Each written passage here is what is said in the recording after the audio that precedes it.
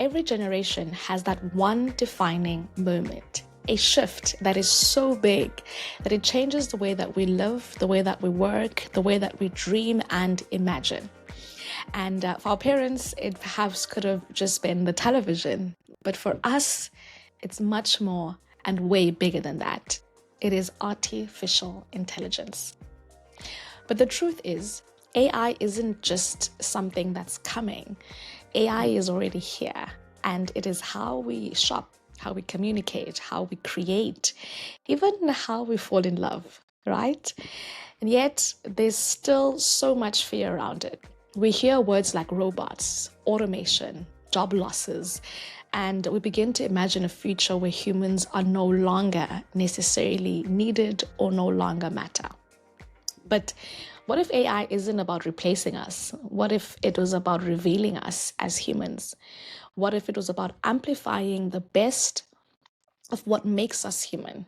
Our creativity, our curiosity, and our ability to imagine. I've always believed that the future belongs to those who are not just watching it happen, but helping shape it. So today, we are starting at the very beginning, breaking down what AI really is, what it means for us, and how it's already rewriting the story of our world.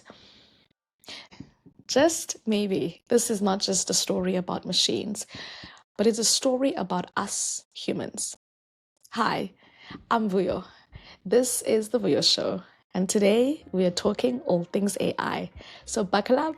Let's get going. This as clear and as concise as you possibly can. It's important for us to understand exactly what AI really is. We're going to be unpacking and taking complex ideas around AI and try and break them down to understand what it really is and how it really affects us today. So let's start with the basics. What is artificial intelligence really? What does it mean? In simple terms, AI is when machines start doing things that normally humans would do, right? Things that would need human intelligence, like recognizing patterns, solving problems, or even understanding language. But AI isn't just one single thing. There are a few important terms that I think you should know around this entire ecosystem, or rather world of AI. The first is machine learning. And that's when computers learn from data and get better over time without being told exactly what to do. There's also deep learning, and that's more advanced, rather a more advanced version where the computer then mimics how our brain as humans work, recognizing complex things like faces, voices, or even emotions. And the final one that we're going to be unpacking today is generative AI. And that's the kind of AI that actually creates.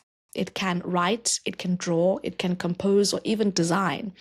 It's the kind of technology that tools like ChatGPT, Midjourney, and so many others are built on.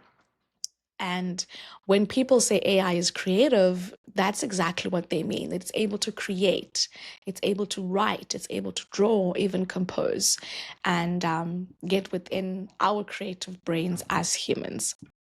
So when you ask ChatGPT to help you write a business plan or brainstorm ideas, it's not just giving you data, it's predicting language patterns and forming something that could potentially be new.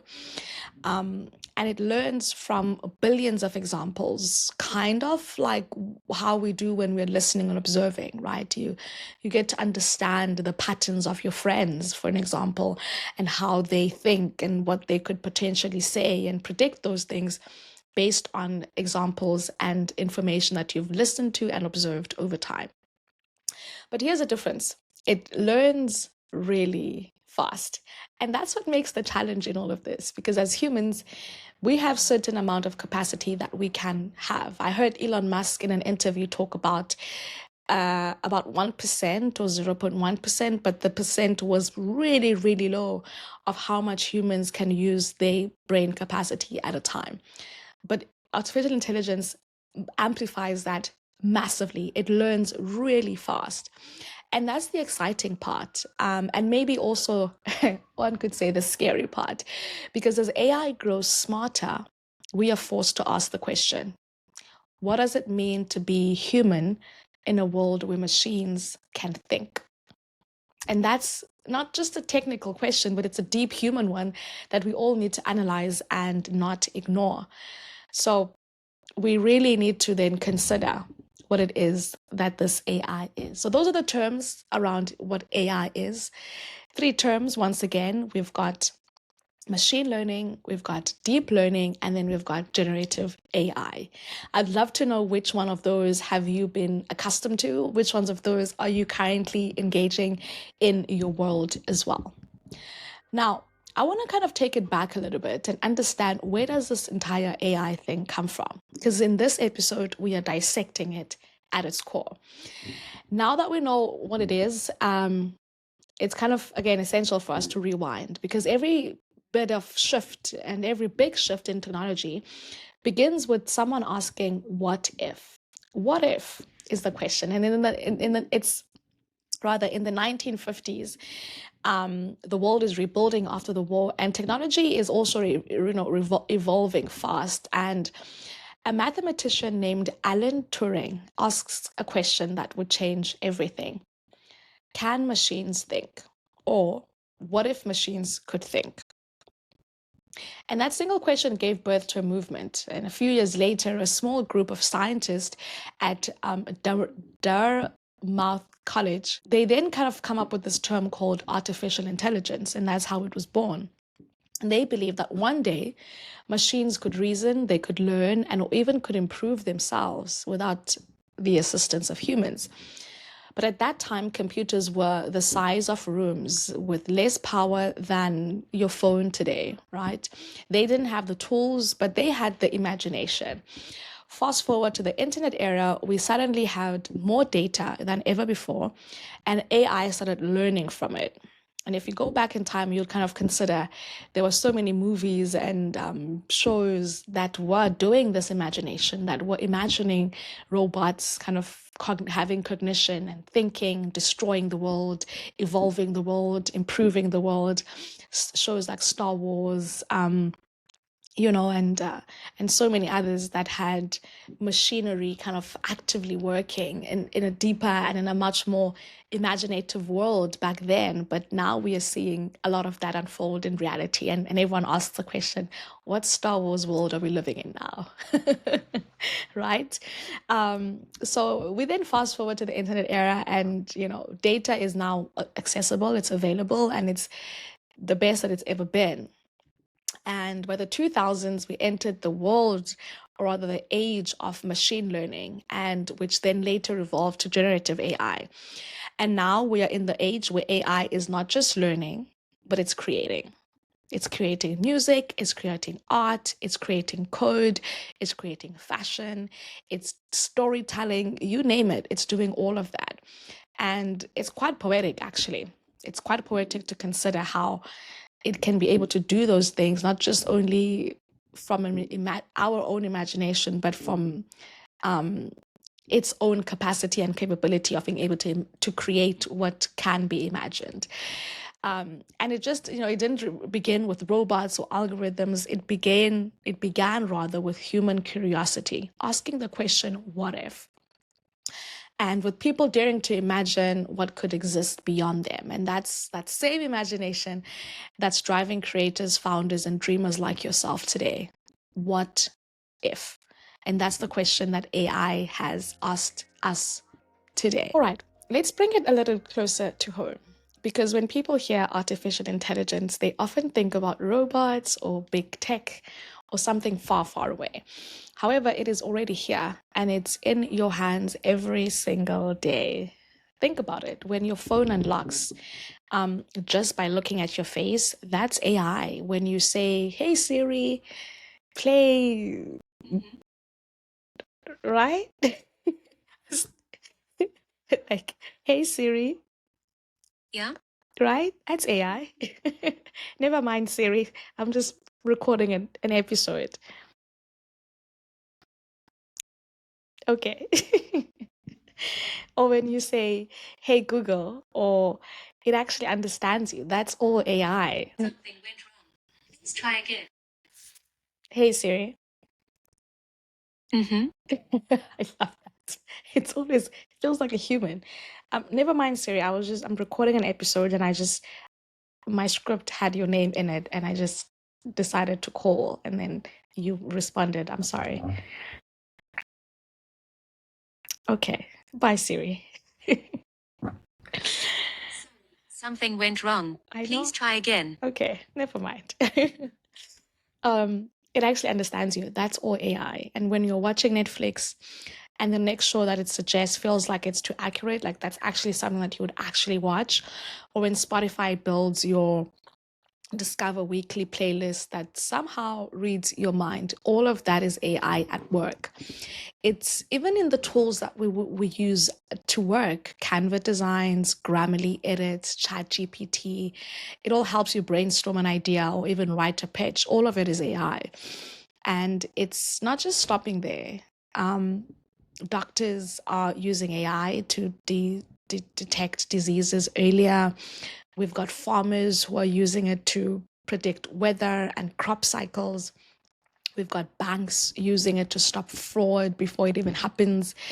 The truth is that we're already living in a world that has evolved to be functional around AI, right? It's shaped by AI. But here's the part that I love the most about all of this. It's not just about, for the tech guys or the tech bros or the coders anymore. It's for creators, it's for dreamers, it's for entrepreneurs, for people like me and you who would love to use it to maximize their capabilities and productivity in that capacity.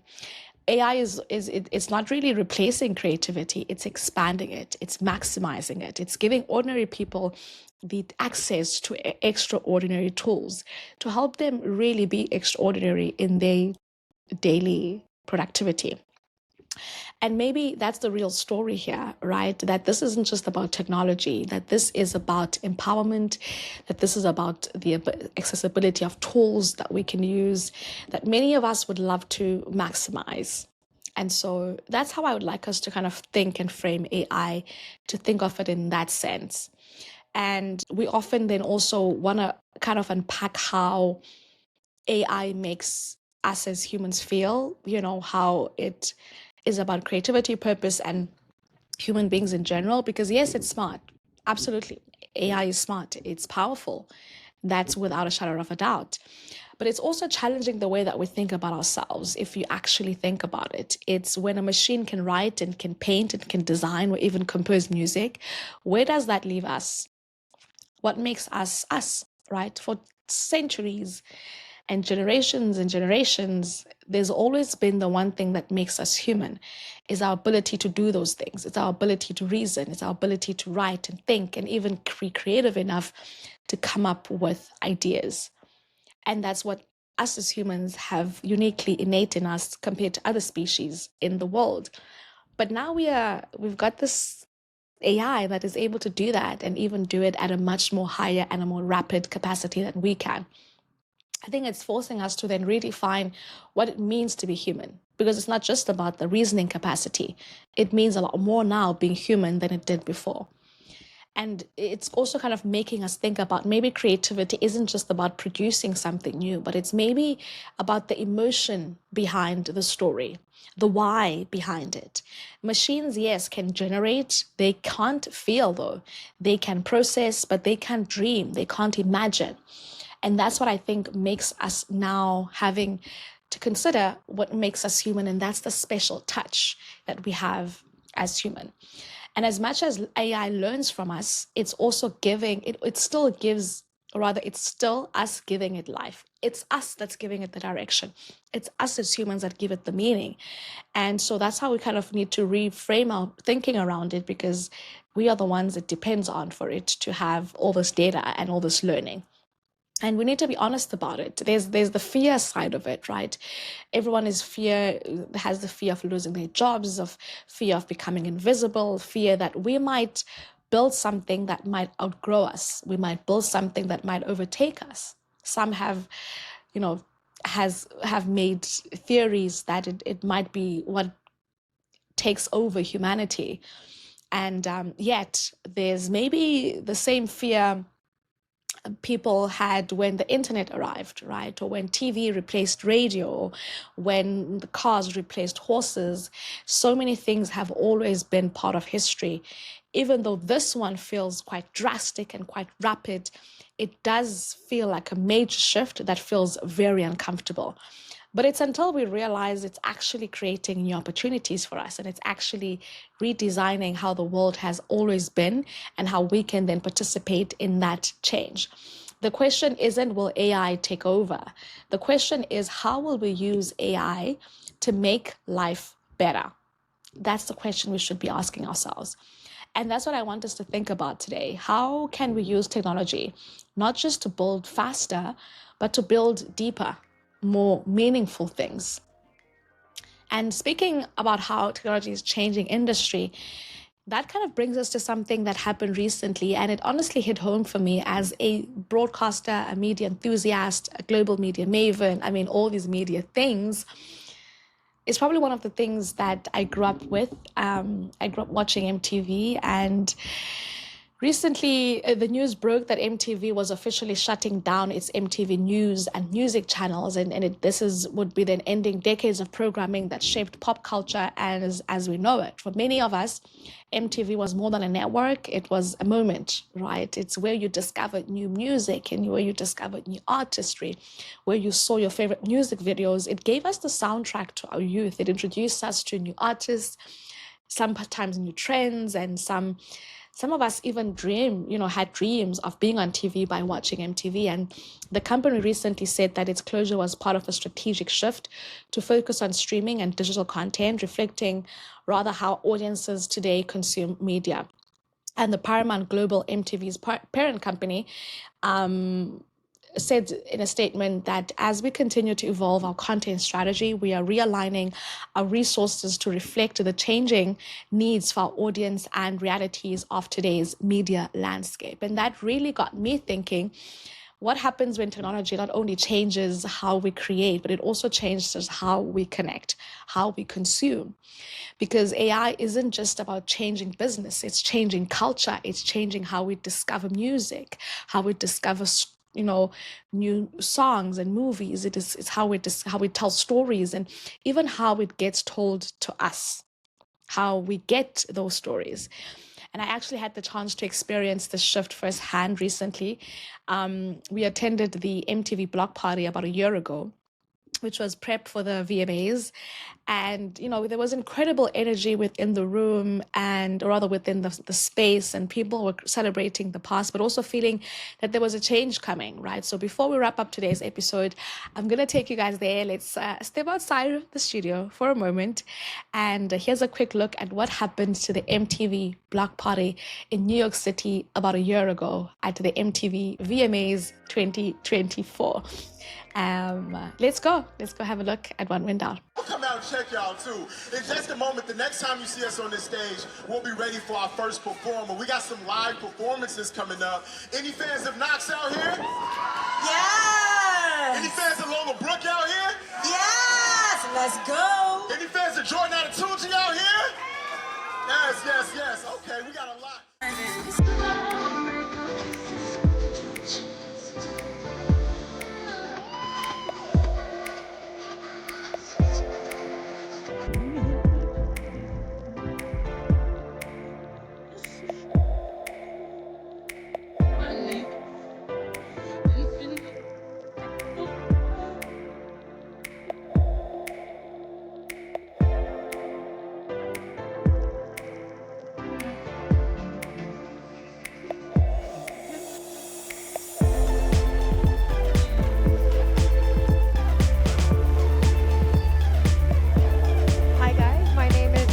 Reed, and I'm a reporter with CBS New York, and today at the second annual VMAs Block Party, I am co-hosting with Domite Pongo, and we are so excited because guess what?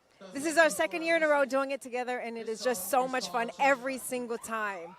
I'm hosting the second annual VMA's Block Party alongside Alicia Reed, man, my homegirl from CBS. It's been good energy. We got live performances. Knox is performing right now, so if my mic sounds crazy, that's why.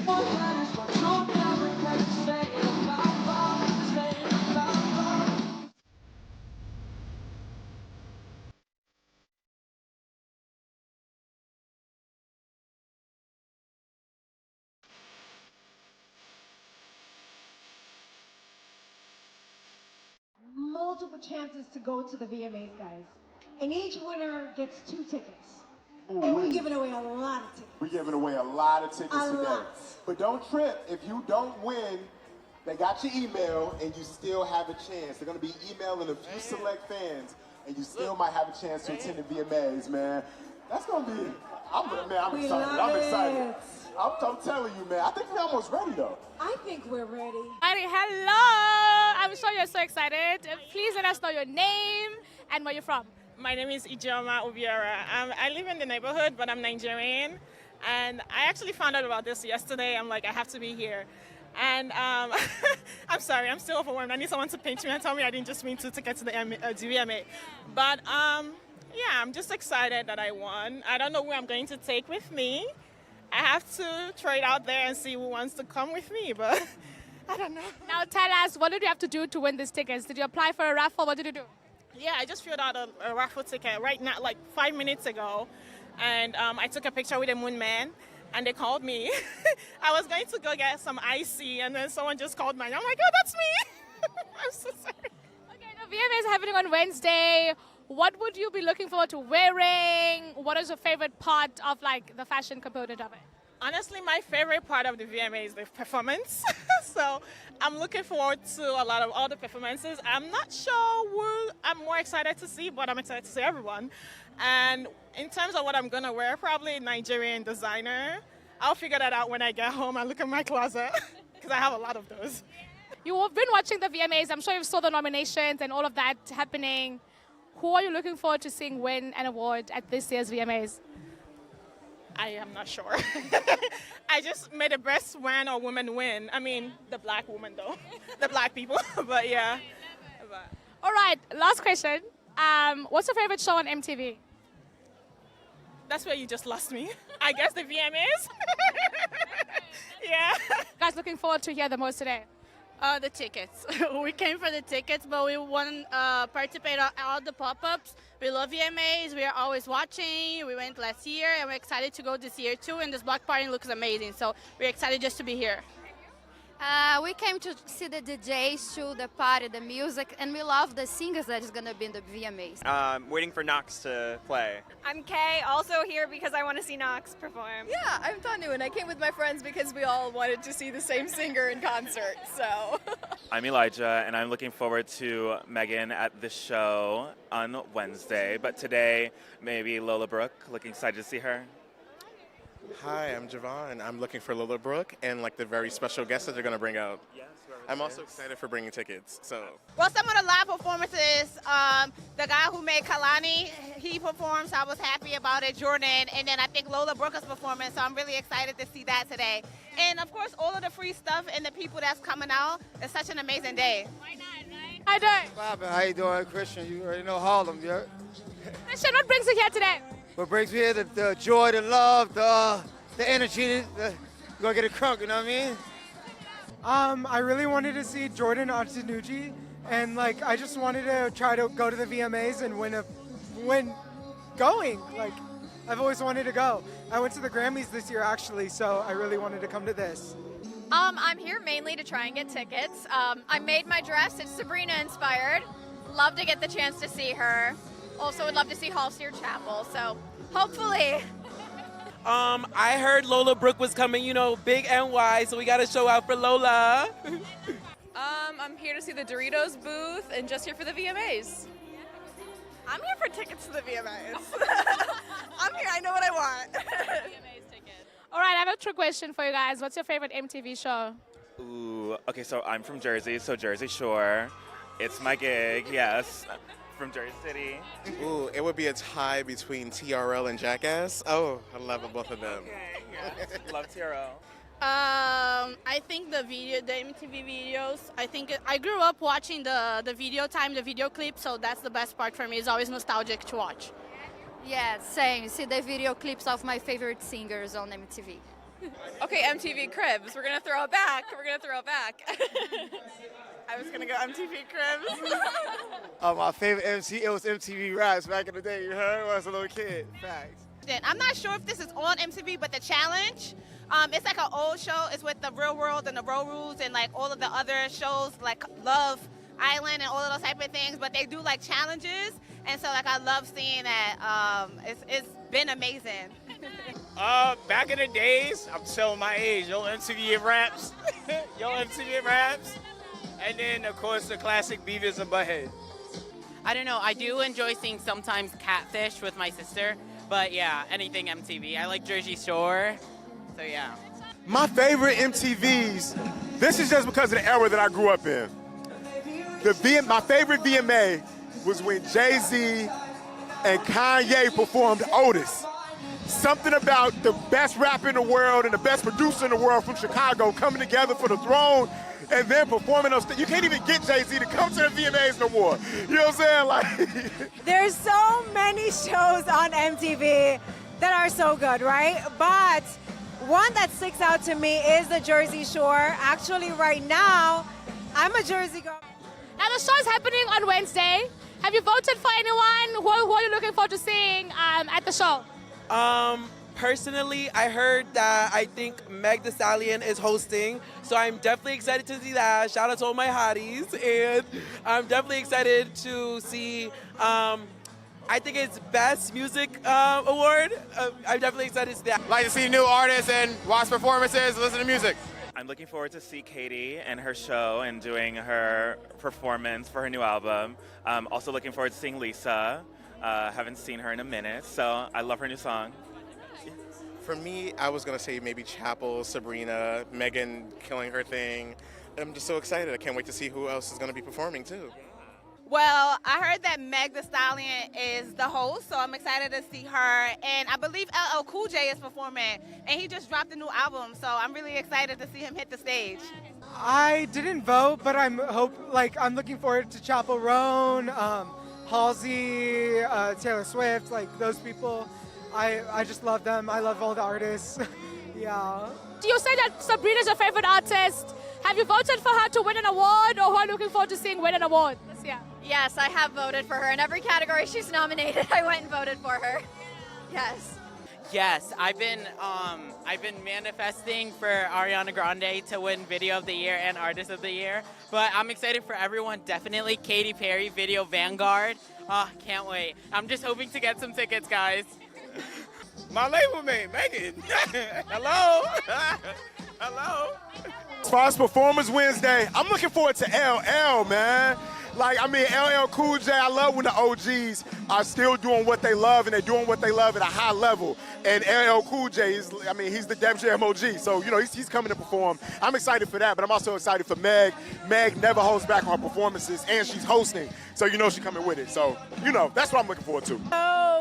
For Wednesday's award show, I must say I am looking forward to Megan Thee Stallion being on stage, hosting the entire event, because I think she's an amazing artist. I think she has a ton of stage presence, and I'm really looking forward to seeing what she has to offer on that night, because that's a big stage, and there's so much that goes into hosting an award show, right? As far as the nominees, man, there are just so many and so much good talent that comes out on that night.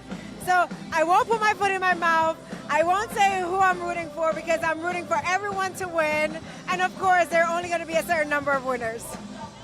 Oh my God, the big show is on Wednesday. You can expect me hosting the pre-show at 6:30. It's different, man. It's my second time hosting a pre-show. It's always a vibe on the red carpet. It's all about the red carpet looks. I got a red carpet look. I'm going to Miri down. That's an exclusive only for you, Vuyo. This is for you.